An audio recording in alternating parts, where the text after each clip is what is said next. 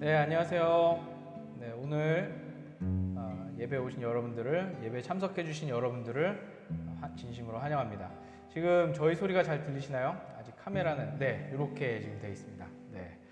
자, 오늘은 그동안 이제 클라우드 처치와 우리 더함교회가 함께 했던 처치인 처치 프로젝트의 마지막 시간입니다. 그래서 오늘은 이제 3명의 목사들이 오늘은 저희 집에 어제부터 이제 와서 합숙하면서 지금 이제 예배를 준비를 했습니다. 네, 저희도 이제 처음으로 해보는 그런 환경이고 시도고 그래서 오늘 또 어떻게 또 하나님께서 인도해 주실지 궁금하네요. 네. 자, 이렇게 이제 그동안 줌에서만 보다가 이렇게 같이 모여서 이제 방송 장비 이렇게 꾸려가지고 이제 같이 예배하게 되었는데, 네, 오늘도 주님께서 우리 가운데 주시는 아주 귀하고 크신 은혜가 있기를 간절히 소망하면서 또 나아갑니다. 네, 오늘 우리 같이 함께 찬양도 할 거고요. 네, 옆에 이제 기타 갖고 온 거 보이시죠? 네, 기타 치면서 같이 찬양도 하고 할 텐데 각자 계신 곳에서 찬양하시는 분들 또 같이 예배하시는 분들 모두에게 또 주님께서 주시는 그런 귀한 기쁨과 또 함께하는 그런 은혜들이 있기를 간절히 소망합니다. 자, 오늘 주님께서 우리에게 가르치신 그 기도로 오늘 예배 시작하도록 하겠습니다. 하늘에 계신 우리 아버지의 이름을 거룩하게 하시며 아버지의 나라가 오게 하시며 아버지의 뜻이 하늘에서와 같이 땅에서도 이루어지게 하소서. 오늘 우리에게 일용할 양식을 주시고 우리가 우리에게 잘못한 사람을 용서하여 준 것 같이 우리 죄를 용서하여 주시고 우리를 시험에 빠지지 않게 하시고 악에서 구하소서. 나라와 권능과 영광이 영원히 아버지의 것입니다. 아멘. 하겠습니다. 자, 그럼 우리 같이 함께 찬양하면서 오늘 주님을 높여드리도록 하겠습니다. 네, 앞에 가사 제가 이렇게 띄워드리도록 하겠습니다. 오늘 박수 치면서 같이 찬양할까요? 네.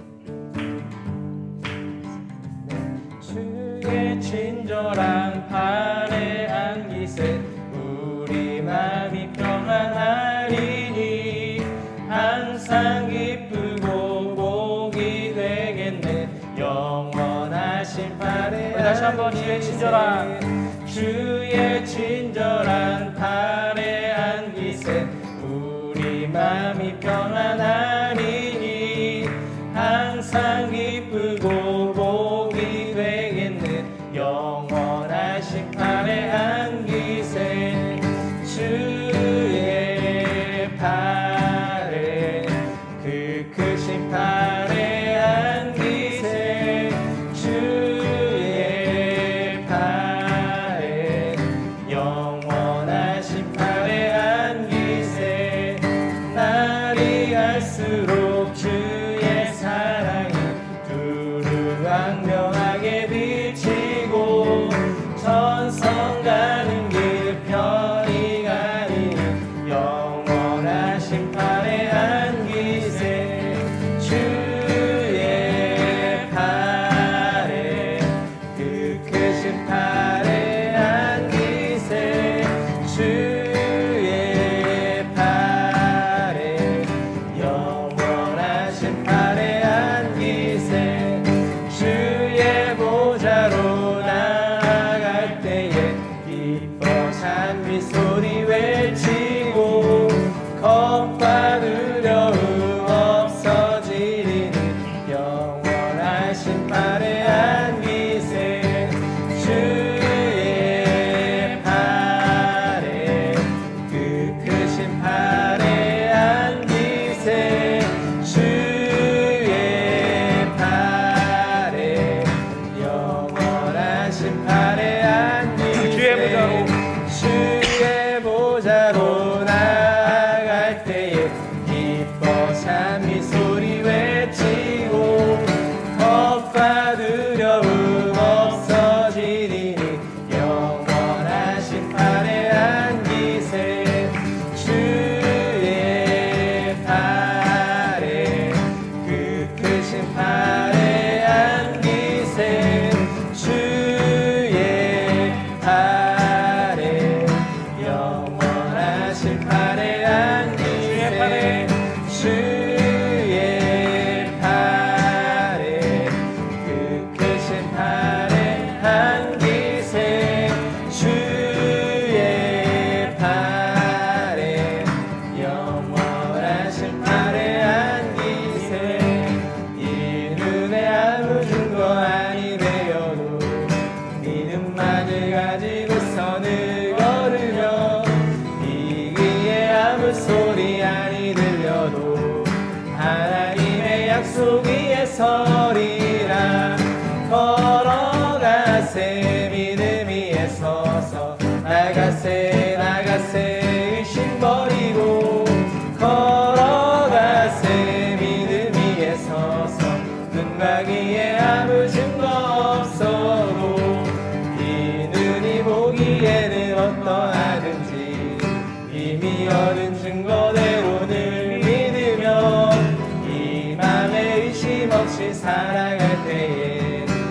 우리 소원 주 안에서 이루리.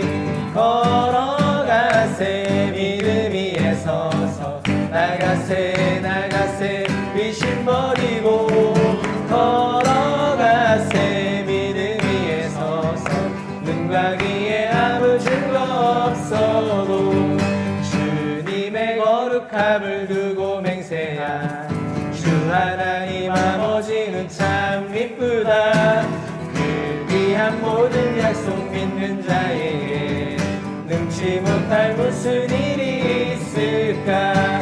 걸어가세 믿음 위에 서서 나가세 나가세 의심 버리고 걸어가세 믿음 위에 서서 눈과 귀에 아무 증거 없어도 걸어가세 믿음 위에 서서 나가세 나가세 의심 버리고 걸어가세 믿음 위에 서서 눈과 귀에 아무 증거 없어도.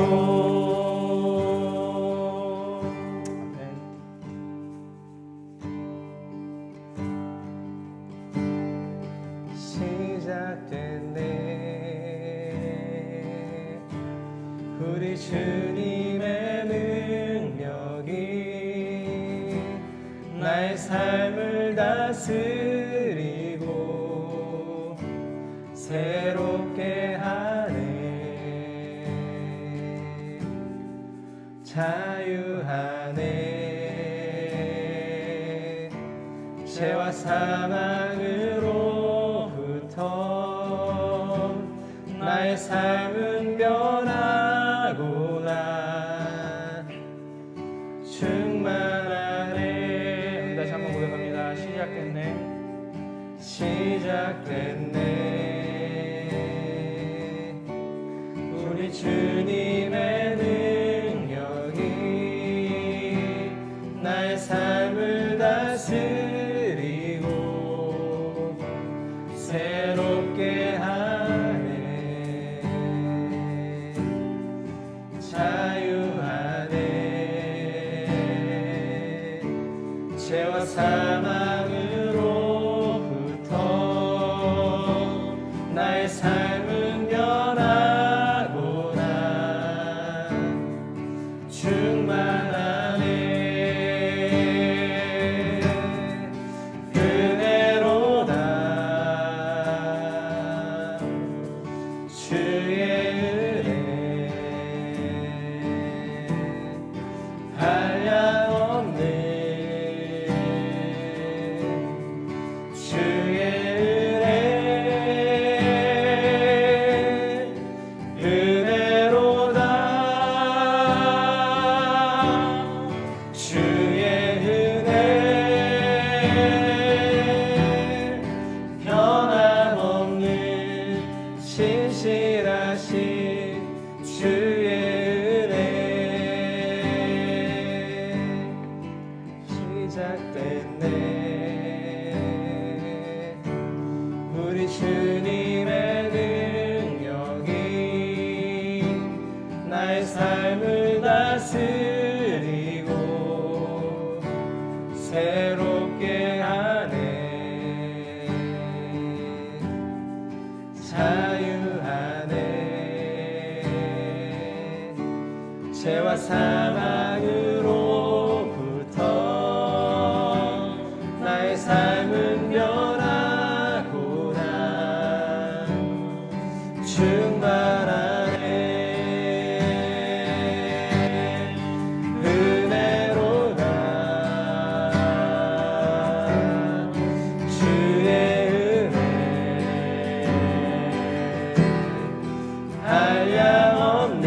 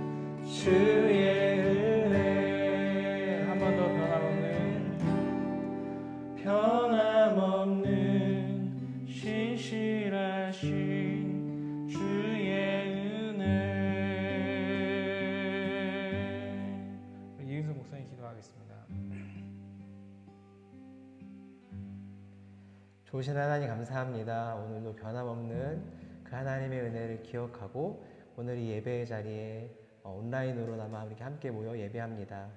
이 시간 우리 주님께서 시간과 공간을 초월하여 역사하시는 그 하나님께서 우리와 함께 하시고 이미 예배하신 그 놀라운 은혜들을 온전히 더 풍성하게 누리는 귀한 은혜의 시간 될 수 있도록 오늘 이 예배 가운데 함께하여 주옵소서. 우리 각자의 삶의 자리에서 우리에게 또 놀라운 은혜의 시간들을 그 역사들을 만들어가고 또다시 한번 시작하실 주님을 찬양하며 우리 주 예수 그리스도의 이름으로 기도합니다. 아멘. 아멘. 오늘 우리에게 주시는 하나님의 말씀은 마태복음 5장 1절에서 12절까지의 말씀입니다. 예수께서 무리를 보시고 산에 올라가 앉으시니 제자들이 그에게 나왔다. 예수께서 입을 열어서 그들을 가르치셨다. 마음이 가난한 사람은 복이 있다. 하늘나라가 그들의 것이다. 슬퍼하는 사람은 복이 있다. 하나님이 그들을 위로하실 것이다. 온유한 사람은 복이 있다. 그들이 땅을 차지할 것이다. 의에 줄이고 목마른 사람은 복이 있다. 그들이 배부를 것이다. 자비한 사람은 복이 있다. 하나님이 그들을 자비롭게 대하실 것이다. 마음이 깨끗한 사람은 복이 있다. 그들이 하나님을 볼 것이다. 평화를 이루는 사람은 복이 있다. 하나님이 그들을 자기의 자녀라고 부르실 것이다. 의를 위하여 박해를 받은 사람은 복이 있다. 하늘나라가 그들의 것이다. 너희가 나 때문에 모욕을 당하고 박해를 받고 터무니없는 말로 온갖 비난을 받으면 복이 있다. 너희는 기뻐하고 즐거워하여라. 하늘에서 받을 너희의 상이 크기 때문이다. 너희보다 먼저 온 예언자들도 이와 같이 박해를 받았다. 이는 우리에게 주시는 하나님의 말씀입니다.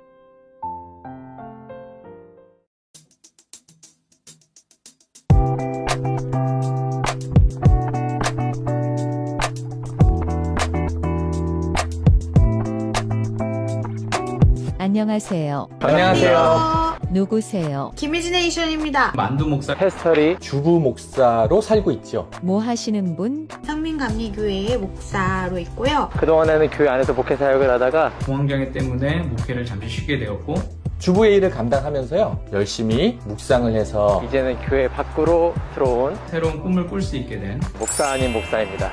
클라우드 처치는 뭔가요? 클라우드 처치는 구름교회 아이클라우드 공간의 한계를 뛰어넘는 가장 삶의 솔직한 부분 진솔한 자리 담백하게 그 삶의 자리에서 예배하는 것 그것이 클라우드 처치라고 생각합니다. 어디에 있는 건가요? 어디에? 어디에나 여기 보이세요?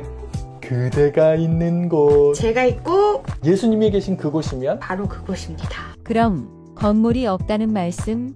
네 건물이 없습니다. 돈도 없고요. 디지털 문명을 발판으로 삼아서 새로운 교회의 형태가 필요하지 않을까. 건물을 유지하는 비용을 우리가 하나님 나라의 뜻을 전하는 비용으로 온전히 옮길 수 있는 모델이 가능한가에 대한 상상을 하기 시작했습니다. 건물이 없어도 괜찮아요?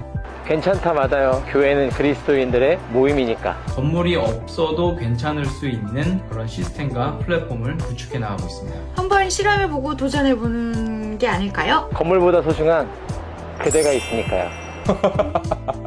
그럼 예배는요? 예배는 온라인을 기반으로 드릴 예정이고요. 우리가 기존 예배를 그대로 중계하는 것에서 머물지 않고 함께 예배하시는 분들과 상호 소통하면서 예수님의 생각을 물어보고 예수님의 생각대로 따라가겠노라 다짐하게 되는 새로운 온라인 형태에 맞는 새로운 예배를 시도해 봐야 될 거라고 생각합니다. 어디서든 예배할 수 있겠죠? 여러분들이 함께 기도해 주시면 감사하겠습니다. 커밍 순. 다른 활동 계획은? 뭐 했으면 좋겠는데요? 그거 같이 하죠. 사람들과 어울려가면서 사회에 좋은 영향을 끼칠 수 있는 그런 일을 창출해낼 수 있는 것 저희가 온라인 서비스를 지금 현재 매일 묵상 서비스는 시작을 했고요. 현재 저희가 기획하고 있는 것은 가짜뉴스와 올바르지 않은 정보들이 판치는 세상에서 믿고 볼 수 있는 그런 기독교 컨텐츠 라이브러리와 새롭게 아이디어를 나누고 창업하고 경제적인 활동까지 이어질 수 있는 부분들도 생각하고 있습니다. 목표란? 생각하면 생각할수록 행복한 일. 하나님께서 내게 주신 삶을 감사하면서 하나님을 기억하게 하는 것, 그 삶에서 더불어지는 모든 일들은 목회가 되겠죠. 다음 문장을 완성해 주세요. 나는 지금 주부 일을 잘 시프트 감당하고 중이다. 싶다. 주부의 일을 잘 감당하고 싶다. 배가 꽤 부르다. 촬영 중인데요. 패러다임 시프트 중이다. 목회도 잘하고 싶다. 클라우드 처치 많은 사람들과 어우러질 수 있었으면 좋겠다. 마지막으로 하고 싶은 말. 함께 해나가요. 소통하자고요. 클라우드 처치를 통해서 여러분의 신앙의 자리를 다시 한번 찾아가 보세요. 클라우드 처치에 함께 해주세요. 이 영상에서는 이 말이 마지막이지만 클라우드 처치 앤 커뮤니티 유튜브 채널은 계속됩니다. 구독해 주세요. 오늘 이 팔복의 말씀을 가지고서 하나님의 나라에 대한 부분, 이 팔복의 말씀이 결국은 예수님께서 우리 가운데 해주시고 싶었던 그런 이야기들은 하나님의 나라에 대한 그런 이야기이다라고 저희는 이제 받아들였고요. 그리고 그 내용에 대해서 전체적인 그런 종합편이라고 여러분들이 좀 생각하시면 될 것 같아요. 왜냐하면 팔복을 저희가 이제 7주에 걸쳐서 이제 잘라서 지금 했기 때문에 아마 전체적인 내용에 있어서 조금 이게 어떻게 연결되는가라고 또 생각이 될 수도 있어요. 무조건 오늘 그렇다고 또 연결을 막 시키려고 하는 것은 아닙니다. 다만 이 팔복의 말씀을 전하면서 저희 목사들끼리 또 은혜 받았던 그런 내용들이 있어서 그 내용들을 같이 좀 나눠보려고 오늘 이렇게 다시 모여서 이제 준비를 하고 있습니다. 자, 그래서 오늘 일단 이번 프로젝트 하면서 전체적인 그런 소감 어떠셨는지. 제 소감을 말씀드리기 전에 네. 어떻게 이 프로젝트를 기획하게 되신지, 어쨌든 만도 목사님이 네. 대형 목사님이 저희한테 한번 해보자라고 제안을 해주셨는데 그때 생각이 어땠는지 먼저 듣고 싶습니다. 사실 이 팔복을 준비하면서요 어려웠어요.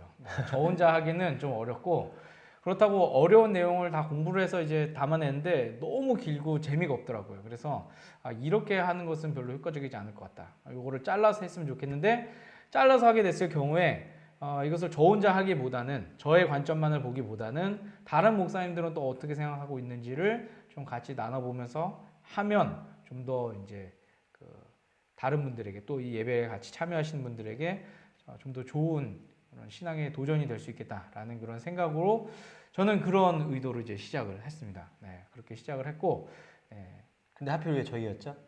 왜냐하면 제일 한가하셨던 거예요. 지금 이제 이분들 놀고 있거든요. 쉬고 있는 중이라서 놀고 있다고 얘기하면은 이분들이 너무 한량같이 보이니까 한량 없는 주인. 이분들이 지금 이제 교회 사역을 이제 잠시 쉬고 계시기 때문에 말씀을 좀 더 깊이 묵상하실 수 있겠다라는 생각이 들었어요. 또한 그런 신뢰가 있고요. 네, 그랬기 때문에 믿을 수 있는 목사님들로 이제 엄선을 해서 이제 갔습니다. 그래서 이렇게 엄선을 했어요. 엄선을 해서 이제 같이 시작을 했고, 여러분들 아마 들어보셔서 아시겠지만은 이제 굉장히 깊이 있는 그런 내용들도 많이 짚어주셨고, 또 기존에 저희가 평소에 들었던 이 팔복의 말씀과는 좀 다른 관점을 저희가 좀 찾아보려고, 그냥 그 관점이 싫어서가 아니라 그 관점도 굉장히 좋은 관점이고 다른 목사님들의 설교도 훌륭하지만 그것에서 조금 벗어난, 요즘 우리 시대에 또 맞는 그런 말씀 해석이 좀 필요하지 않을까라는 생각에서 이제 저희가 이제 같이 모셔왔습니다. 그래서 이분들이 약간 성경을 조금 삐뚤게는 아니고 약간 다르게 이제 보시는 그런 능력들을 갖고 계세요. 그래서 그렇게 이제 저희가 접근을 좀 해봤습니다. 자, 불만이나 애로사항이 혹시 있었는지? 저는 이제 2021년 한 해 동안 어쨌든 파트타임으로 부교육자로 사역을 하다가 2022년이 되면서 다시 이제 사역을 멈추게 되었는데, 또 예배를 어떻게 드려야 되나 그렇게 고민을 하고 몇 교회들을 이제 온라인으로 방문을 하던 차에 1월 이제 초에 이렇게 말씀을 해주셔서 솔직히 굉장히 기분 좋게 같이 이 예배에 참여하게 됐고요. 같이 참여하면서 언젠가도 한번 이렇게 중간에 한번 말씀드린 적이 있지만, 예배를 집례하거나 준비하거나 막 이렇게 신경 쓰거나 혹은 말씀을 전하거나 이 둘 중에 하나만 하던 상황에서 그래도 이 말씀을 나누기도 하고 또 다른 목사님하고 같이 말씀 듣기도 동시에 할 수 있어서 굉장히 신선하고 재밌었고 유익했던 시간입니다. 네, 좋습니다. 네, 우리 이창민 목사님.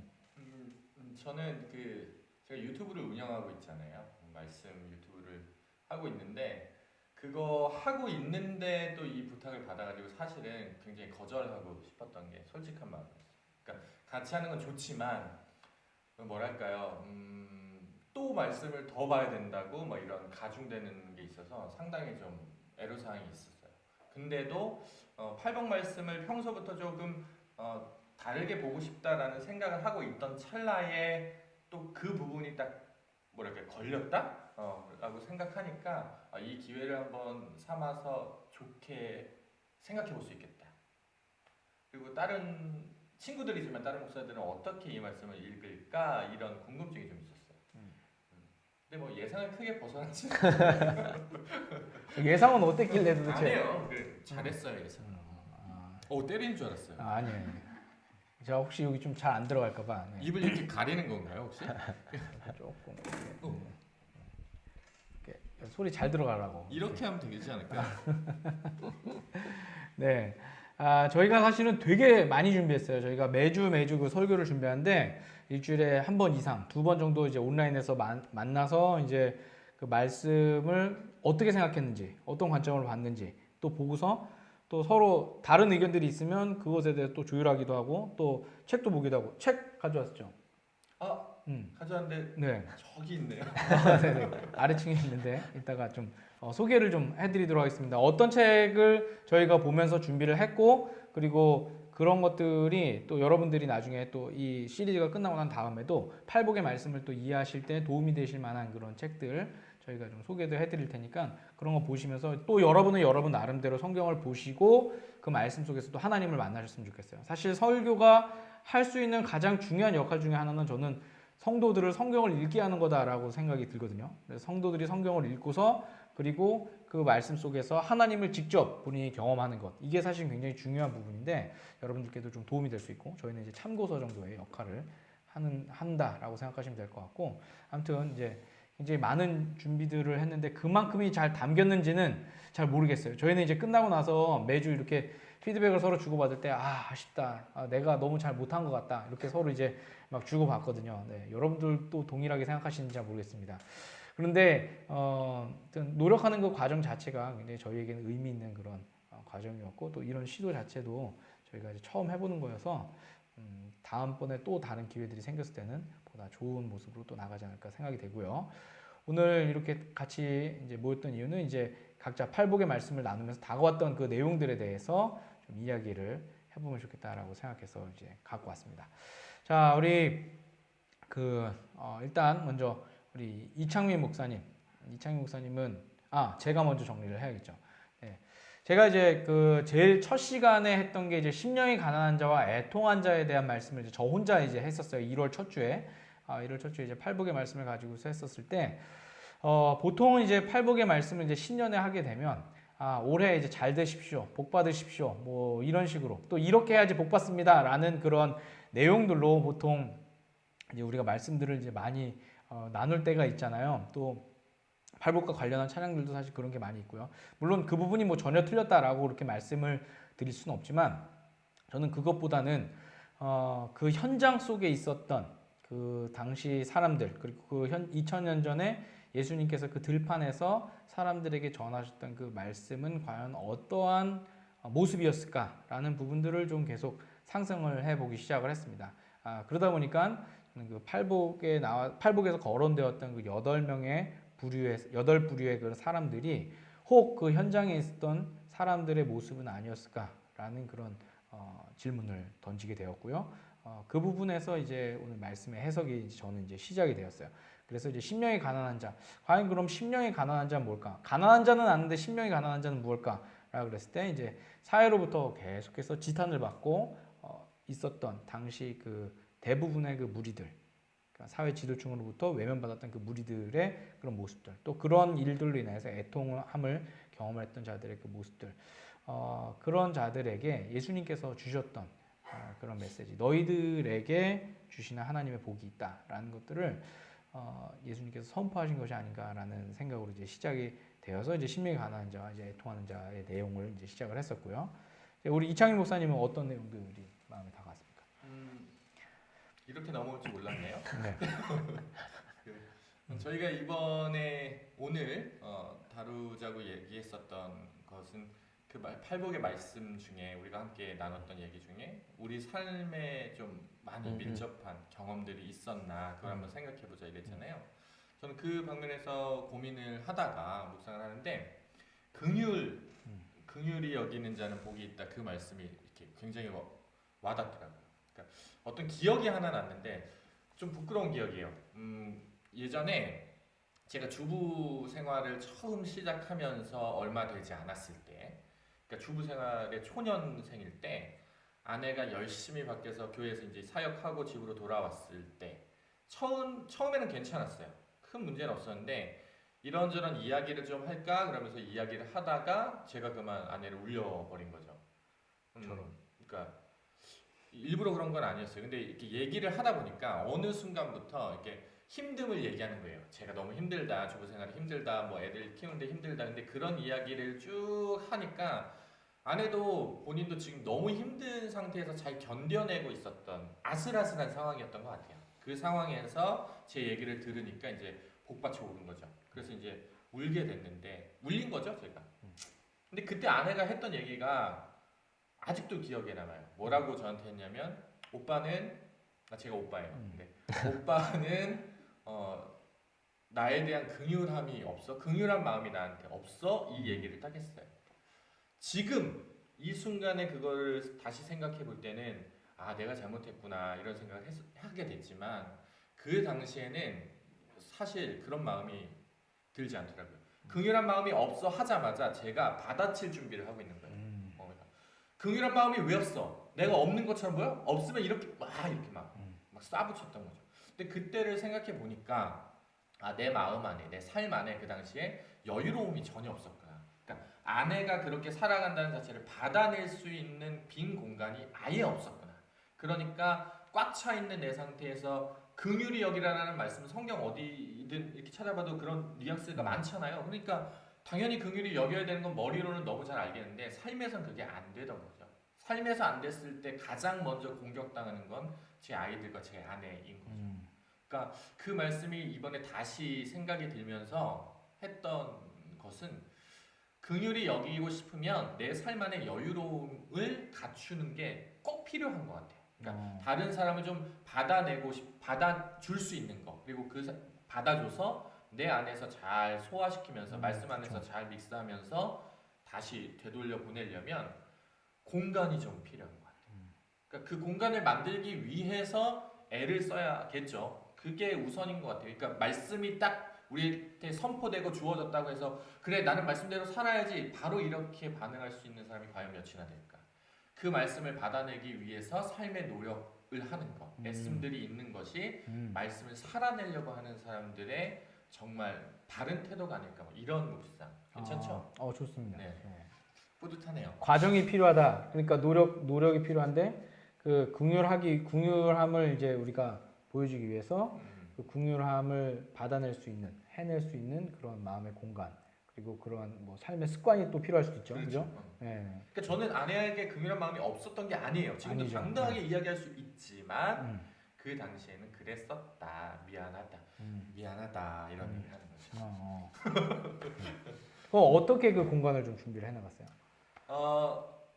제가 어쩔 수 없이 살아내는 그 삶의 모양은 똑같았단 말이죠. 근데 그 똑같은 게 조금 익숙해지니까 괜찮아요. 그러니까 제가 하는 역할들에 익숙해지니까 제 삶의 공간이 조금씩 생겼고 이거보다 말씀과 기도하자 그렇게 해야 되나? 아무튼 뭐 그런 생각이 들었어요. 그러니까 뭔가 익숙해지고 내 삶의 어떤 정돈들이 돼 가다 보니까 그 공간이 생기고 그러니까 그 말씀이 생각이 더 나고 그리고 다음에는 나도 긍휼히 여기는 그런 어떤 말투나 생각이나 마음들, 자세들이 더 잘 나타나지 않을까 이런 것들을 경험했던 순간이었어요. 저도 그 육아할 때 보면은 아이들이 이제 갓난아이 때는 막 무조건 보채잖아요. 무조건 보채면 사실은 그 첫날 이쁘고 둘째 날 이쁘고 한 일주일 지나가면 이제 지치죠. 몸이 지치니까 그 아이를 받아낼 수 있는 힘이 없는데 그때 누군가 한 명 이렇게 도와주면 다시 리프레시 돼서 그 아이를 더 전적으로 이제 사랑해 줄 수 있고 받아줄 수 있고 그 아이의 필요를 다 채워줄 수 있고 이런 부분들이 있는 것 같아요. 그러니까 사실 아내가 그렇게 얘기해 준 거죠? 아니 제가 많이 육아는 우리는 이제 어저께 같이 들었던 거랑 좀 많이 다른 것 같아요. 저 아내가 이제 했을 때 이제 제가 많이 이제 도와려고 이제 할렐루야. 했습니다. 네네. 요 정도로 정리를 하는 것으로 하고 네. 우리 또 혹시 하시면서 두 가지 준비해 오라고 그랬잖아요. 그래서 급하게 또 하나를 네. 근데 온유에 대해서 조금 다시 생각해 본 것 같아요. 온유한 자가 복이 있다는데 온유는 하나님의 말씀에 길들여지는 것이 온유라고 얘기했는데 잘 길들여지려면 어떻게 해야 되나 이런 고민들을 많이 해봤어요. 근데 최근에 제 유튜브 영상에 그 고린도묵을 쓰면서 거기에서 몸에 대한 이야기를 했었거든요. 그러니까 저는 개인적으로 몸이 굉장히 약해요. 아시겠지만 허리도 좀 약하고 여러 가지 병들에 의해서 좀 약한 편인데 이 몸이 질그릇처럼 참 뭐랄까 보잘것없는 상태인 건 맞는 것 같아요. 그런데 우리 안에 담고 있는 게 예수의 죽음과 예수의 생명을 담고 있는 중이란 말이죠. 예수님이 우리에게 심어 놓으신 거죠. 그러니까 내 몸이 그거를 감당하기에는 참 버겁다, 힘들다라는 생각 거기까지만 예전에는 묵상을 했었는데 이번에 묵상을 하면서 어떤 생각이 있냐면 내 몸이 깨지게 되면 내 안에 쌓여져 있는 것, 담고 있었던 것이 흘러나가게 되겠구나. 그럼 내 몸이 깨지고 부셔지는 게 썩 나쁜 것만은 아닐 수도 있겠다. 물론 내 안에 담고 있는 게 진짜로 예수의 죽음과 예수의 생명이라면 그걸 쏟아내는 최고의 방법은 내가 깨지는 방법일 수도 있겠다. 이런 생각을 괜찮죠? 그런 생각을 했는데 자꾸 저한테 허락받죠. 예수님도 아닌데. 그러니까요. 별론데. 그래요. 아니 농담입니다. 아무튼 그런 생각을 하면서 온유에 대해서 다시 한번 생각을 하게 되는데 온유는 어떻게 보면 깨지기 쉽고 부서지기 쉬운 것을 온유라고 할 수도 있겠다. 내 고집을 부리고 내 생각, 내 판단으로 무언가를 이렇게 제시하면서 사람들을 조종할 수도 있지만 하나님까지도 어떻게 내 마음대로 하고 싶어하는 그런 것들이 우리에게 굉장히 죄성이 많잖아요. 근데 내가 잘 깨지고 잘 부서지는 상태라면 나는 언제나 깨지는 상태라면 하나님의 말씀이 나를 지배할 수 있겠구나. 정복할 수 있겠구나. 그러면 저절로 내 삶은 하나님의 말씀 안에서 살아가는 거가 되겠죠? 그러면 나도 모르게 온유한 사람이 되는 거 아닐까? 온유해지게 되는 건 아닐까? 어쩔 수 없이라도 그런 묵상이 되면서 깨지기 쉽고 부서지기 쉽고 다치기 쉬운 게 꼭 나쁜 것만은 아니다. 뭐 그런 생각이에요. 그래서 고난이 축복이다라는 말이 저는 조금 더 가까워진 것 같아요. 예전보다. 무슨 말? 전혀 좀 새롭게 좀 접근을 해본 것 같아요. 보통 온유하다. 그러면 어떻게 온유해야 되나요? 누가 뭐 이렇게 잔소리해도 이렇게 자꾸. 웃고 네. 싫은 소리해도 괜찮아 이런 이미지가 있죠. 온유하면. 이은성 목사님 잘하는 거거든요. 얼굴에 가시덩어리. 얼굴에 벌써 그 저기 웃음 주름이 이렇게 딱 있는 눈주름이 딱 벌써 계속 욕을 해도 다 받아낼 수 있는 그런 제가 이제 어제 해봤는데 그거 못 받았는데 보통 우리가 이제 온유에 대해서는 이렇게 이야기를 하고 나아가는데 그거 말고 또 다른 관점에서 이게 되게 위로가 될 수 있을 것 같아요. 왜냐하면 어떤 분들 지금 굉장히 힘들고 또 마음의 상처도 많고 막 이런 분들에게 지금 이제 이창희 목사님의 온유할 수 있는 이런 그 접근 그런 방법들에 대한 부분들은 새로운 희망이 되지 않을까라는 그런 생각도 좀 들어봅니다. 네, 감사합니다. 네. 또 하실 말씀 좀 이따 하세요. 네. 알겠습니다. 네. 지금 이제 저희 지금 예배 같이 참여하시면서 조금 이제 당황스러우시겠지만 뭐 예배 때 뭐 이렇게 모여서 얘기를 하나. 저희는 지금 그 기존 이 프로젝트 자체가요. 그 기존 교회에서 드리는 그런 예배의 형식을 실시간 오프라인 드리는 예배를 이제 생중계하듯 드리는 그런 예배 형식 말고요.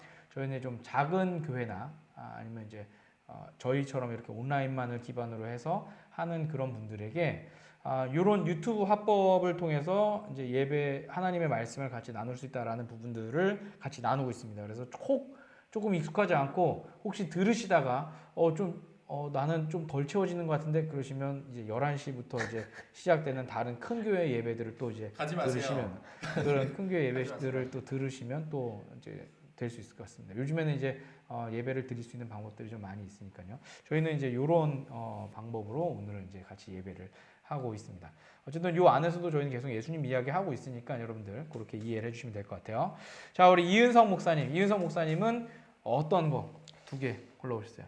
저는 우선 마음이 청결한 자랑 화평케 하는 자에 대해서 이야기를 좀 하려고 생각을 네. 해봤는데 근래에 이제 아까 클라우드 처치 소개 영상에는 이제 페스터리라고 이렇게 제가 한참 하던 유튜브 채널이 나왔는데 요즘에는 그게 잠깐 이게 접은 잠깐 멈춰 있고 다시 이제 하고 싶은 마음이 아직은 있지만 어쨌든 지금 멈춰 있고 새롭게 하고 있는 게 있는데 그 새롭게 하는 일은 대체적으로는 우선은 이제 제가 자연인으로서 생활인으로서 가장으로서 이제 돈을 버는 일에 좀 집중을 하고 있어요.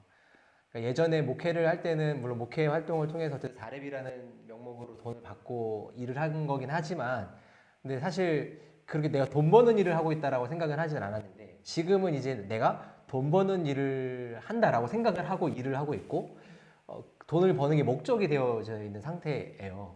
근데 제 그 인생의 어떤 꿈 같은 내가 하나님 나라와 그 영광을 위하여 살아간다라고 하는 그 기조와 내가 지금 돈을 벌기 위해서 이 일을 한다라는 것과 이 충돌 같은 게 있으면 안 된다. 돈을 버는 것도 결국에는 궁극적으로 하나님의 영광을 위해 해야 하는 거라는 거는 이렇게 마음을 먹고 있고 그러긴 한데 그 동기의 그 순수성을 내가 정말 지키고 있는가라는 지점들이 계속 저 안에 스스로의 질문이에요. 그래서 저희가 마음이 청결한 자는 복이 있나니라고 했을 때 그 마음의 청결함에 있어서 동기의 순수성이라는 단어를 함께 얘기했던 적이 있는데 그것과 관련해서 근래 저의 화두는 나는 마음이 깨끗해서 하나님의 영광을 위해서 하고 있는가가 그렇고 마음이 깨끗하려면 어쨌든 지속적으로 이제 청소를 해야 된다라는 그 지속성과도 좀 연결이 돼서 저의 최근의 화두라서 이 마음이 청결한 자에 대한 이야기를 하고 싶었고요. 또 하나 화평케 하는 자는 이건 마음이 청결한 자는 최근의 화두라면 화평케 하는 자는 저의 어떤 삶의 화두 같은 것 같아요. 저한테는 착한 사람 컴플렉스 같은 게 있거든요. 뭐 아까 좀 온유할 때 이렇게 뭐 눈웃음 뭐 이런 거 해주셨지만 그러니까 남한테 싫은 소리 듣는 게 너무 어려워요. 그러니까 나를 좋아해 주는 사람, 나에게 동의해 주는 사람하고만 이렇게 으쌰으쌰 이게 잘 안 되고 두루두루 이제 평안해야 되는 그런 느낌이 있거든요. 그런데 화평케 하는 자를 다루면서 그게 예수님 말씀하신 화평이 아니다. 예수님은 검을 주러 왔다라고 말씀하실 정도로 수면 아래 깔아앉아 있는 그런 문제들도 드러내고 그것을 이제 하나님의 관점으로 하나님이 허락하시는 그것 안에서 이제 화평을 이루어야 된다라고 했는데 저는 그거에는 별로 관심이 없고 그냥 단장 내 속에 이제 평화롭고 나만 괜찮으면 되는 것 같은 그런 느낌이 좀 커서 착한 사람 컴플렉스 이런 게 너무 커서 예수님이 해피하지 않으시고 이 땅에 오셔갖고서는 그 바리새파 사람들이든 당시 종교 지도자들이든 이런 사람들과 부대꼈고 또 사마리아 사람들이나 이방인 사람들 뭐 이런 사람들과 이렇게 가까이 하시면서 또 그런 비난도 들으셨고 결국에는 십자가라고 하는 걸 이렇게 회피하지 않고 지셨잖아요. 그런 것처럼 단순히 겉으로 드러난 어떤 평화, 겉으로 드러나는 그 잠잠함 그런 것들에 안주하지 않고 오히려 좀 이렇게 부딪히더라도 미움받을 용기라는 책 제목처럼 그 책 내용이 뭔지는 모르지만 안 봐서 어쨌든 미움받을 용기를 좀 갖고 진짜 평화를 좀 가져가야 되겠다. 그거를 좀 추구해야 되겠다라는 생각을 어쨌든 팔복하면서 가장 크게 이렇게 느꼈던 것 중에 하나인 것 같습니다. 네, 맞습니다. 저 요즘에 사실 이제 평화라는 화두가 굉장히 전 세계적으로 큰 이슈죠. 그렇죠? 그러게요. 오늘 저희가 그 예배 앞에 이제 썸네일로 달았던 요 그림도 사실은 지금 한창 뜨거운 그 우크라이나의 그 키예프에 있는 그 사진을 일부러 제가 이제 찾아왔습니다. 지금 이제 오늘도 굉장히 큰 이제 전쟁의 소리들이 막 나타나고 있는데 참 웃긴 건 뭐냐면요. 그 전쟁을 하는 사람도 그렇고 전쟁을 지금 받아내시는 그 우크라이나 쪽도 그렇고 둘 다 지금 이제 평화를 말하면서 지금 전쟁을 지금 해나가고 있다는 거죠. 평화를 말하면서 평화 유지군이라고 사실은 이제 시작이 돼서 침공이 되었고 그다음에 이쪽에서는 우리나라의 그 평화를 위해서 지금 지키고 있는 그런 상황이고요. 어쨌든 이제 지금 침략자의 그 논리를 가지고서 계속해서 평화를 말하면서 이제 가고 있는 그것이 저희 그때 이제 그 평화에 대한 이야기들을 나눴을 때 이제 같이 나눴었던 그런 그 팍스 로마나의 그 모습과도 이제 굉장히 많이 비슷했던 부분인 것 같고 지금 사실 이윤석 목사님 같은 경우에는 모두를 이제 두루두루 이제 아우르려고 하는 그런 평화의 그 거의 이제 사도거든요. 사도. 그렇지 않습니다. 그렇지 않습니다. 평화의 그런 사도인데 요즘에는 이제 계속해서 그런 부분들에 대해서 우리가 좀 더 심도 있게 좀 고민을 좀 해봐야 될 것 같아요. 그 평화라는 부분들에 대해서 어떤 분은 내 마음 속에 드러나는 그런 평화에 대한 내용들 여기에 또 좀 더 이제 집중을 해나가시는 분들도 있고 또 지난번 이창희 목사님 같은 경우에는 평화를 이루기 위해서 내 안에서 아까 그 뭐죠 긍휼이랑 비슷했던 그런 내용인 것 같아요. 내가 평화할 수 있는 그런 조건을 내가 몸이 건강해야지 가족들이 이제 평안해질 수 있다라는 그런 부분들도 이제 같이 이야기를 했었고 갈등 해결을 위해서 애쓰시는 그런 평화의 그 모습을 가지신 분들도 있지만 또 때로는 끊임없이 내 안에서 이제 치닫고 있는 그런 전쟁과 같은 그런 상황을 지금 해나가시는 분들도 있고 제가 아는 그런 공황장애를 갖고 계신 분들 같은 경우에는 이제 그 날마다 새벽마다 깨서 그 전쟁 같은 상황을 이제 경험하셔서 그것들을 어떻게 좀 주님 해결해 주세요라고 그 평화를 구하시는 분들도 있고 평안과 평화를 이제 같이 구하시는 분들도 있고 그런 것 같습니다. 네, 어쨌든 뭐 얘기가 많이 새서 나갔는데. 그러면은 저기 우리 대한 목사님은 어떤 부분이 저는 가장 이제 와닿는지. 의에 줄이고 목마른 자와 그리고 이제 의를 위하여 핍박받는 자. 이제 두 개의 이제 동일한 키워드가 이제 나왔죠. 의라고 하는 그런 부분들에 대해서. 처음 의. 네. 처음에는 이제 그 의를 이제 공정이다라고 하는 그런 단어로 이제 처음에 이제 시작을 했다가 이제 그거는 이제 일반적인 그런 명사의 형태로서 이제 사람들이 이제 바라고 있는 그런 모습 이렇게 이야기를 하면 이제 저희가 그때 나왔을 때 제가 그때 묵상했던 내용은 이제 칭의에 대한 그런 부분들로서 이제 이 의에 대한 부분들을 좀 나눴던 것 같아요. 그래서 사람들이 당시 이제 사람들이 종교 지도자들로부터 계속해서 너는 의롭지 않다라고 거의 세뇌되듯이 실제로 예수님 당시에 이제 그 예수님 주변에 이제 무리들은 대부분 이제 그런 형태였다라고 저기 한인철 교수님 그 책을 통해서 이제 제가 이제 봤는데 그런 사람들에게 이제 주어졌던 예수님의 이 선포, 예수님의 이 선포가 그들의 굉장한 그런 위로가 되었을 것이다라는 그런 생각을 했고요.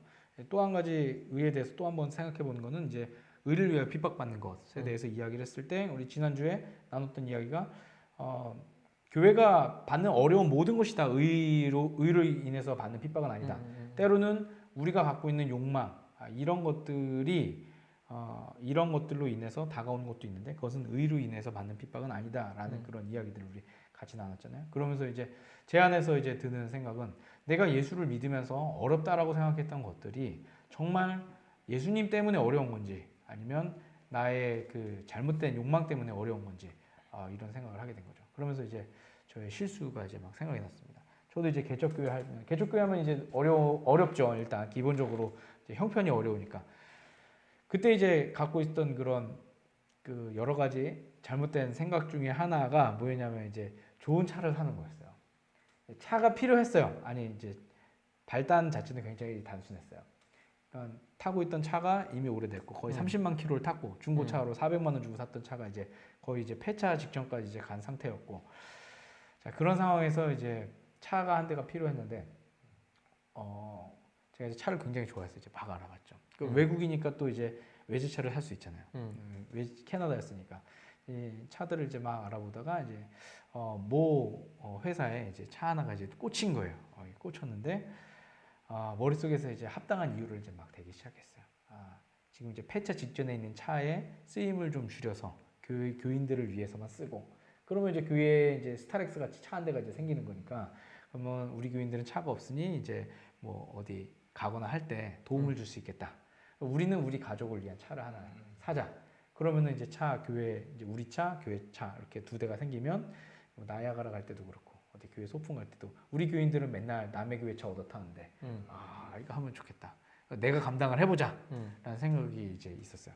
내가 교회를 위해서 희생을 해서 차를 사서 이 어려움에 직면하겠다라고 하는 의를 위하여 받는 그 핍박을 했어요. 그래서 알아본데 처음에 이제 굴러가기만 하는 차를 사려고 이제 생각을 하다가 굴러가기만 하는 차에서 이제 뭐가 하나씩 더 붙기 시작을 한 거예요. 쫙 붙기 시작하다 보니까 나중에는 그 차의 제일 고급형을 샀어요. 그 차의 제일 결국엔 고급형을 샀어요? 샀죠. 그 차의 제일 고급형을 사서 왔어요. 뭔 정신인지 모르겠어요. 심지어 이자도 비쌌고 그리고 할부도 엄청 길어가지고 남들이 다 얘기를 나중에 이제 정신 차리고 나중에 나는 사람의 얘기를 들어보니까 되게 비싸게 산 거예요. 완전 바가지를 쓴 거죠. 근데 이제 그것 때문에 이제 갚아야 되니까 이제 한 번도 안 밀리고 계속 갚았거든요. 한 번도 안 밀리고 갚으려면 얼마나 고생을 했겠어요. 그거를 의를 위한 나의 고난이다, 나의 핍박이다. 처음에 이제 그렇게 생각을 했죠. 어. 막 이제 새벽에 나가고 막 커피숍 가고 막 청소하고 막 이랬거든요. 알바. 낮에는 이제 돌아다니면서 택배 같이 그런 거 하고 밤에는 이제 가서 이제 그거 하고 하면서 이제 스스로 이제 최면한 거야. 나는 목회를 위해서 의를 위해서 받는 핍박을 지금 받고 있다. 이러면서 이제 그래 개척교회 목사 이렇게 열심히 사는구나. 이러면서 이제 막 생각을 했는데 그 돌이켜서 지금 생각을 해보면 그건 의를 위한 받는 핍박은 받는 박해는 아니었다. 보니까 나의 욕망 때문에 얻어지는 거다. 그러니까 나중에는 이제 하나님 앞에 이제 막 이런 쓸데없는 기도를 하더라고요. 하나님 제가 지금 교회 목회하다가 지금 이렇게 어려움 당하고 있는데 하나님 이 차값 정도는 하나님이 해주셔야 되는 거야. 그 차값 본인이 사놓고. 그렇죠. 근데 하나님 딱 주시는 생각이 이거였어요. 네가 지금 이 일을 통해서 네가 실수한 거는 네가 책임을 져야 되는 거다. 정말 열심히 일을 했어요. 그래서 정말 열심히 일을 해서 이제 오기까지 한 번도 안 밀리고 계속 차값은 다 갚고 결국 엄청 손해를 보고서 이제 그 차를 팔고 이제 돌아오게 됐는데 아주 굉장히 귀하게 배운 그런 레슨이었어요. 네. 캐나다에 차를 사러 갔던 거군요. 차를 사러 갔다라고 얘기를 하면 아니 그건 아니에요. 캐나다에 가서 정말 순수하게 목회를 잘하다가 한순간 욕망에 휩싸이고 나니까 이게 이제 앞뒤가 보이지가 않고 결국 이제 저 스스로도 내가 뭔 짓을 했는지 모르는 그런 상황까지 그렇게 가게 됐습니다. 네. 이제 이런 것들은 사실은 의를 위해서 받는 박해나이죠. 그러니까 우리는 늘 날마다 예수님을 믿으면서 걸어가는 그 발걸음에서 만나는 그 어려움들에 대해서 한 번쯤은 스스로 질문을 던져봐야 된다라고 저는 생각이 드는 거예요. 그래서 지금 내가 지금 겪고 있는 이 어려움이 정말 예수님 나라를 하나님 나라를 위해서 받는 그런 어려움인 것인지 아니면 그냥 나의 욕망을 예수님의 이름으로 투영을 하다가 받게 되는 그런 어려움이 것은 아닌지. 사실 교회 이름을 툭 갖다 걸기가 좋죠. 좋죠. 예수님의 이름은 더 좋죠, 사실. 네네. 툭 갖다 걸기. 그러니까 예수님의 이름을 툭 갖다 걸고 차를 사시는 거죠. 그렇죠. 우리 교인들은 이제 사실 그렇게 이제 생각을 했던 거죠. 사실 교인들한테도 되게 미안한 거예요. 아니 뭐 예. 그럴 수 없죠. 목회 초년생의 그런 어줍지 않은 실수였다라고 그렇게 이해를 해주시면 좋을 것 같아요. 네. 뭐, 타락한 목사다 이렇게까지 얘기하시면 조금 제가 앞으로 더 목회하기 좀 어려울 것 같고 아니 그 그게 정도 아니라 좀 그렇게 어줍지 않은 생각할 수 실수다. 없죠. 네. 이런 실수를 통해서 배웠고 그래서 실제로 한국 와서는 차를 안 샀어요. 우린 절대 차를 사지 않겠다. 서울 사는 이상. 양평으로 내려오면서 어쩔 수 없이 이제 200만 원짜리 차를 다시 사서 이제 좀 있으면 이제 폐차를 해야 되는 그 지경까지 이제 타게는 됐는데, 네. 괜찮아요. 괜찮다고 얘기해 주셔서 감사합니다. 네. 그때 좀 도와주지 그랬어요. 저도 힘들어요. 네. 네. 저희가 이제 팔복의 말씀을 각자의 삶 속에서 이제 적용을 좀 목사들이 이제 좀 해 보았는데요. 네. 간증 아닌 간증 같은 그런 내용들로 이제 이렇게 나눴어요.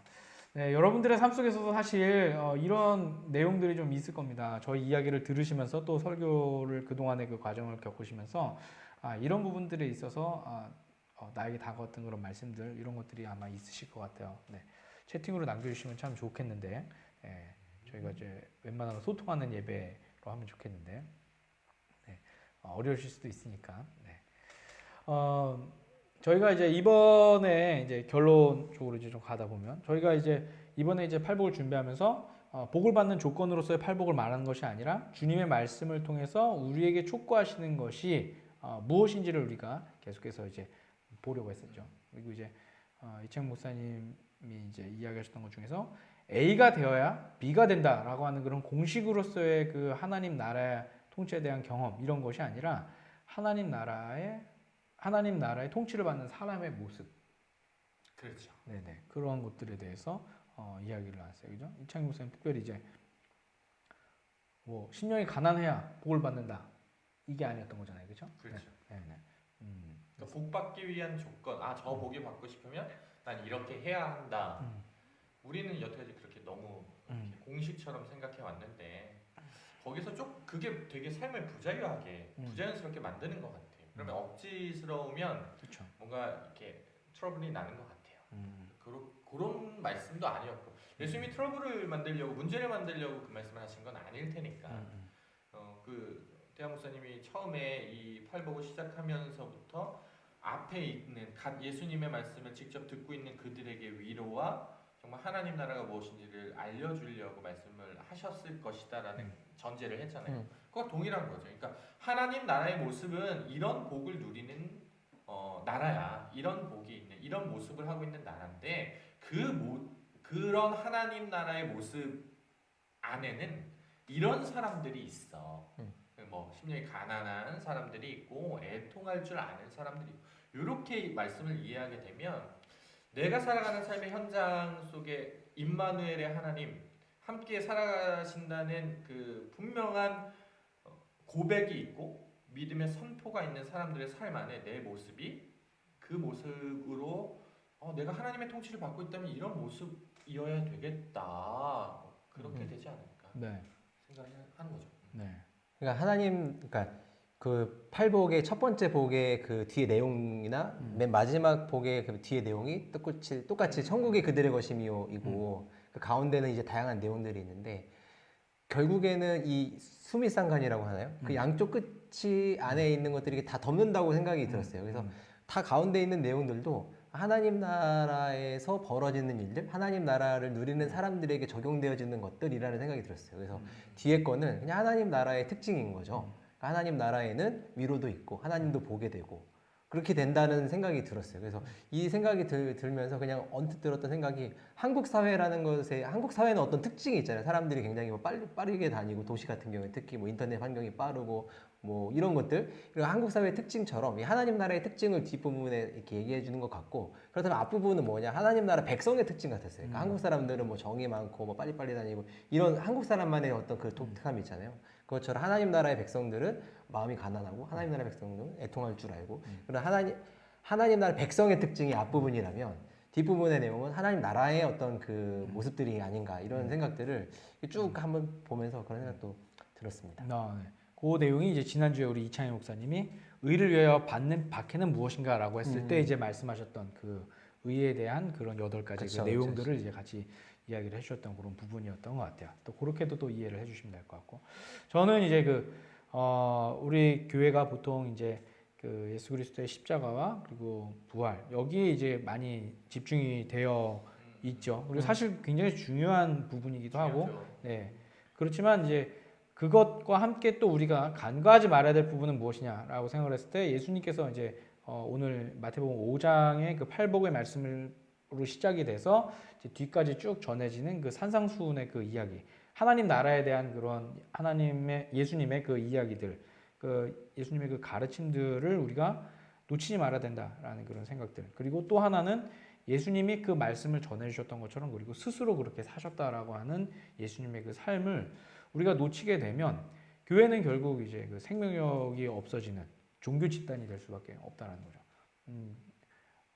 지금 이 시대에 누구도 십자가를 지고 가지 않는데 십자가라고 하는 그 막연하고 모호하고 나도 잘 알지 못하는 그것만 그냥 우리가 슬로건처럼 이야기하는 것이 아니라 어떻게 하면 우리가 예수님의 말씀을 기억하고 예수님처럼 살아갈 수 있는가라는 부분들을 계속 고민을 해야 되는데 오늘 이 팔복의 말씀은 바로 거기에 그 시발점이 되었던 것 같고 발음? 그랬네요. 네. 그랬던 것 같고 그리고 특별히 거기서 사람을 거론했다라는 것이 저한테는 좀 굉장히 의미 있게 다가왔어요. 그러니까 그 멤버를 먼저 이제 초대를 하는 듯한 너희들도 하나님 나라의 멤버야라고 이제 불러주신 듯한 마치 하나님께서 아브라함을 부르셨을 때에 그 것처럼 호명을 하셨던 것처럼 지명을 하셨던 것처럼 저는 이제 예수님께서 그들을 이제 지명을 하셔서 그 나라에 초대하시는 것 같은 그런 느낌이 들었다라는 그런 생각이 좀 들었습니다. 네, 자 혹시 또 더 하실 말씀? 문득 그 대형 목사님 방금 얘기한 거에서 스며시 들었던 생각 중에 하나는 이제 곧 사순절이잖아요. 네네. 그렇죠? 이번 주 수요일부터죠. 그렇죠. 사순절이 시작되면서 뭐 쭉 가고 고난 주간이 있을 거고 부활절이 딱 있는데 그때 우리가 십자가에 물론 당연히 강조해야 되지만 너무 십자가에만 몰두한 나머지 막 그렇게 지내잖아요. 근데 저는 십자가를 강조하는 건 좋지만 십자가가 왜 일어났는지 예수님의 생각은 무엇이었는지 그 십자가에만 딱 되는 게 아니라 예수님의 생애 전체를 한번 살펴보는 그런 사순절이 됐으면 좋겠다는 생각이 들어요. 예수님이 어떻게 사셨는지 어떤 생각으로 그런 말씀을 하셨는지 또 어떤 사람들과 대화를 나누셨고 음식을 나누셨는지 이런 것들을 놓치고서 십자가만 하면 너무 슬프다는 생각이 들어서 자칫하면 이벤트가 될 수 있죠. 그렇죠. 네. 근데 이번 뭐 모든 교회가 그럴 수는 없겠지만 그것이 가능한 교회 그런 것을 생각하는 교회가 있었다면 그런 시도를 좀 해볼 수 있었으면 좋겠다. 그런 생각을 좀 하게 되네요. 같은 맥락의 얘기인데 그러니까 십자가를 지시기 위해서 예수님이 이 땅에 오셨잖아요. 그래서 이제 그것만 이렇게 생각을 했었는데 근데 예수님이 십자가를 지시기 위해 오셨다면 그냥 아무 가르침도 없고 그냥 십자가만 지셨어도 상관없을 수도 있는 건데 그게 아니라 그 맥락을 이해해야 되잖아요. 왜 예수님이 십자가를 지셨는지. 그거는 예수님의 삶에 또 예수님의 가르침에 다 나와 있는 건데 그 예수님의 삶과 가르침에는 크게 관심을 두지 않고 내가 구원받는다. 내가 죄로 인한 책임을 내가 지지 않는다. 누군가 대신 져주셨다라는 그렇죠. 거에 네네. 예수님의 그 십자가를 그렇게 하는 것 같아요. 그래서 예수님의 그 삶과 가르침에도 더 많이 관심을 가져야 된다라고 하는 그 같은 맥락의 이야기에서 그 지점을 저도 공감하는 바입니다. 네, 맞습니다. 네, 저도 100% 공감하고 있습니다. 우리 끝으로 우리 이번에 설교 준비하시면서 읽으셨던 그런 책들이 좀 많이 있잖아요. 이창민 목사님 특별히 좀 책을 많이 주문을 해서 많이 샀어요. 어떤 거 추천해 주실 만한 책 제목 기억나나요? 네네 그 스카이 제서 여기서 광고해도 돼요? 그럼요. 스카이 제선이라는 작가 목사님인데 그분의 예수님의 진심이라는 책이 굉장히 좋더라고요. 인사이트가 예수님의 그러니까 진심. 생각할 수 있는 게 책을 참 가지고 왔는데 못 보여드리네. 근데 정말 좋은 책이고 충격을 받으실 수도 있을 것 같아요. 딱 보면서 어쩌면 왜 이렇게 얘기하는 거야? 라고 하실 수는 있을지도 몰라요. 근데 한 번쯤 꼭 읽어보셨으면 좋겠고 또 한 거는 이덕주 목사님의 그 팔복인가요? 그 책도 참 좋더라고요. 저희 교수님, 저희 의사님 친하시잖아요. 친하죠. 교수님이 총회하는 저 스스로는 생각하는. 그러니까 친하시잖아요. 네네. 부러워요. 네. 왜요? 아니요. 안 보여요. 우리 함께하는 애지 목사님 명랑 목사 찐센 TV라고 적혀 있는 네. 애지 목사님이 언급해 주셨어요. 네, 명랑 목사님, 우리 김혜진 목사님이 이제 하셨는데 인과관계를 넘어 볼 수 있는 게 믿음인 것 같아요. 그 너머로 계속 초청해 주시고 있는 예수님의 팔복 말씀 들으며 많이 더 많이 생각하게 되었어요. 감사합니다. 네. 사실 김혜진 목사님이 이번에 하면서 이제 몇 가지 소스들을 계속 이렇게 전달해 주셨어요. 제가 이제 영상으로도 이제 보여드리기도 했죠. 네, 그래서 함께 하지는 않았지만 함께 했던 좀 말씀이 좀 신비로운데. 네. 아니 저는 함께했다고 생각하고. 그래요. 별론데. 아니 근데 신비로웠어요. 네. 그런 존재로서 이제 같이 했었습니다. 네, 나중에 기회가 되면 기회가 되면 같이 한번 하도록 할게요. 네. 김혜진 목사님한테 당할까봐 당황스럽네요. 네. 저는 이번에 아까 말씀드린 것처럼 그 현장에 있는 그 예수님의 그 모습을 이제 찾아보려고 책을 본 게 이제 랍비 예수와 함께 성경 읽기라고 하는 그런 책이 있어요. 그 외국 분인데 그 외국 분이라서 이름이 길어서 제가 잘 못 외우겠습니다. 랍비 예수와 함께 성경 읽기라는 것과요. 제목이 생각해 보니까 비슷하네요. 한인철 교수님이 쓴 예수 선생으로 만나다라고 하는 그런 책이 있습니다. 그래서 이 두 책이 제가 설교를 준비하는 데 있어서 좀 굉장히 큰 틀을 이제 잡아주었던 그런 책입니다. 그래서 여러분들 중에서도 혹시 관심 있으신 분들은 한번 찾아서 읽어보시면 뭐 팔복에 대해서만 말씀하는 책은 아니에요. 그것은 팔복을 거론하는 말씀은 아니지만 예수님 당시의 그 모습을 이렇게 머릿속에서 이렇게 그려낼 수 있도록 상상할 수 있도록 하는 데 많은 도움이 되었고요. 그게 도움이 되다 보니까 그 현장에 있는 사람들이 어떤 사람인지에 대한 그런 이해가 좀 이제 많이 높아지게 되었고 예수님이 왜 그렇게 말씀을 하셨어야 했는지에 대한 그런 부분들도 좀 동의가 많이 되더라고요. 그래서 그런 것들도 여러분들이 좀 생각해 보시면 좋을 것 같습니다. 네, 그러면 오늘 우리 같이 함께 우리 하나님 나라에 대한 내용을 우리 같이 함께 나눠서 저희가 찬양을 하나님 나라와 관련한 그런 하나님 나라의 내용을 담고 있는 그런 찬양을 저희가 같이 함께 나누고 오늘 이제 봉헌 기도하고 축도하고 이렇게 이제 마치려고 지금 하고 있습니다. 네, 이 찬양은 혹시 아시는 분들도 계시고 또 잘 알지 못하시는 분들도 계실 수도 있는데요. 이곳에 임하신 하나님의 나라라는 그런 찬양입니다. 제가 악보를 준비를 했으니까 여러분들 보시면서 같이 따라해 주시면 좋겠습니다.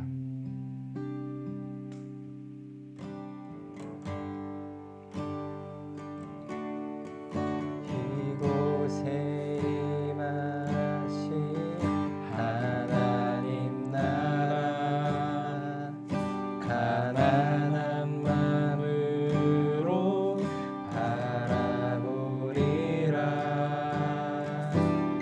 먼저 그 나라 그 뜻 구하며 나의 삶 드리리 주님이 맡기신 하나님 나라 주님이 맡기신 하나님 나라 믿음의 눈으로 바라보리라 하늘의 뜻이 이 땅 가운데 완성될 그날까지 믿음 나여 그 위에 서리라 하나님의 나라는 무너지지 않으니 믿음 나여 그 나라 세워가리라 주님 곧 오실 때까지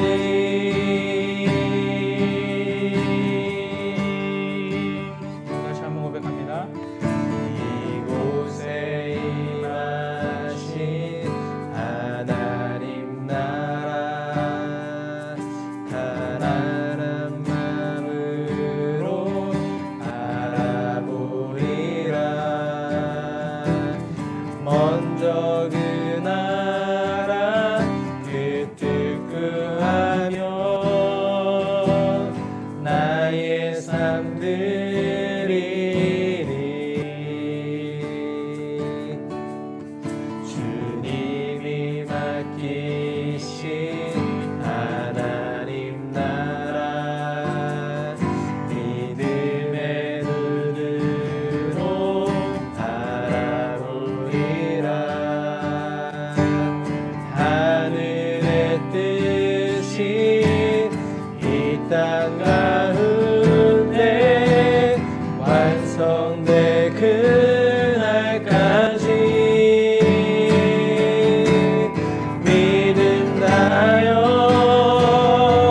그 위에 서리라 하나님의 나라는 무너지지 않으니 믿음 나여 그 나라